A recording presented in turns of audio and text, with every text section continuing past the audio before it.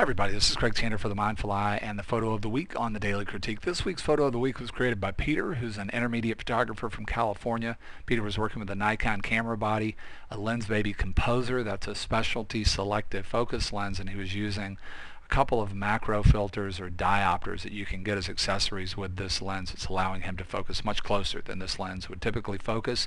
In his backstory, Peter tells us he was at a music festival near Portland, Oregon, wanted to shoot some music, but the light was really hard for that. He found these sunflowers in the shade and ended up doing some macro work. One of the fascinating things for me about looking at this composition of three images on one canvas, we call this a triptych, is in Peter's submission, in addition to this triptych, he submitted each one of these images as separate submissions, and that is how I experienced these photographs. I first opened the emails that had each of these as individual submissions, and then the last email I opened was all three of them together. It had quite a big impact on me. Obviously, I chose the triptych as a photo of the week.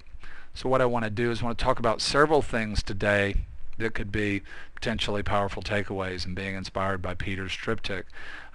Two of the things are things that we typically talk about here on the Daily Critique. I want to talk about the idea of storytelling as an element of design or principle of design, and then I do want to get into elements and principles of design that I think are making this grouping work very well together. If in fact what I'm talking about is what I'm seeing here, this is an arrangement that for me it's very easy for me to move around and enjoy it. There's a real strong sense of unity and harmony without it becoming static. It's also dynamic. I want to talk about the things that I feel like are making that happen. At the very end of the video, I want to talk about something else, and that is just this idea of bringing things together that are familiar to us or that we already have and then making something new out of them. That is one of the big hallmarks of being a creative person. Let's talk first about just the idea of storytelling. One of the things that I really enjoy about this grouping is that different levels of the idea of flower are being revealed to me here. There's the overall sense of flower, but in this overall picture, pretty non-traditional to have the middle, this anchoring area out of focus, but then I can move over here in the story and see what that looks like, the texture of it, see the surface quality of this when it is sharp. In this presentation, I get a very different sense at a very small level of what the middle part of a flower is like. So just like these different levels of the intrinsic qualities of the flower being revealed to me as I move from one frame within the big frame to another. Another very powerful element of storytelling, in addition to this idea of revealing more and more and more, is the concept of character. Very, very powerful how the bumblebee comes in from a storytelling standpoint and adds a lot to this grouping of images.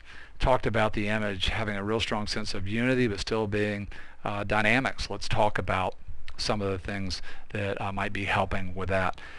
Pretty easy to make the case that this is the center of energy of the whole composition. The circle completes, just have the idea of contrast, and this center of energy is in a place that is congruent with the proportion of the framing device. Peter, after putting this together the way he has, is left with a dynamic rectangle pretty close to the aspect ratio of 35 millimeter. And one of the things that we talk about is, in a traditional sense, it can work very well some of the times to take a subject, main subject, and to place it through the frame in a dynamic place that is congruent with the proportion of our framing device. Peter has that here. Something else is going on here that's working really well to unify. It's just the way that the major diagonals are being implied. I've talked about this a lot. If you want to work traditionally, you want to push towards compositions when you can be contemplative, like Peter is doing here. He's now taking pieces and parts and putting them together, so as long as he has enough choices, he can really take his time and feel his way to a composition where this might happen. But when we imply movement on the major diagonals, really doesn't matter what our framing device is. Could be square, could be short rectangle, could be long rectangle. When we imply the major diagonals, or easy movement on these major diagonals. It at one time creates dynamic movement, because movement that moves against the framing device breaks the parallel is dynamic. But when we connect the corners for the viewer, then we tie things together. This image has a real strong sense of that. One of the things that's doing it is just this high contrast area, a very dynamic place where the two small horizontals come together. That's happening almost exactly in the middle of the frame, if not the exact middle of the frame. So even though the main center of energy is not here, there's still a subject there, or a gathering of energy that's powerful. And a lot of times that is a great starting point for implying the major diagonals, because clearly this is on the path of both of them. Very easy to drop in here on this diagonal and graze the top of this circle that's the center of energy, and then really beautiful how there's natural movement on this C-curve that just goes right into the corner. From a connecting the dot standpoint, you get the same sense of there's a real easy natural flow of energy on the other diagonal. Just really wanted to mention that today because it's happening in a powerful way in this shot.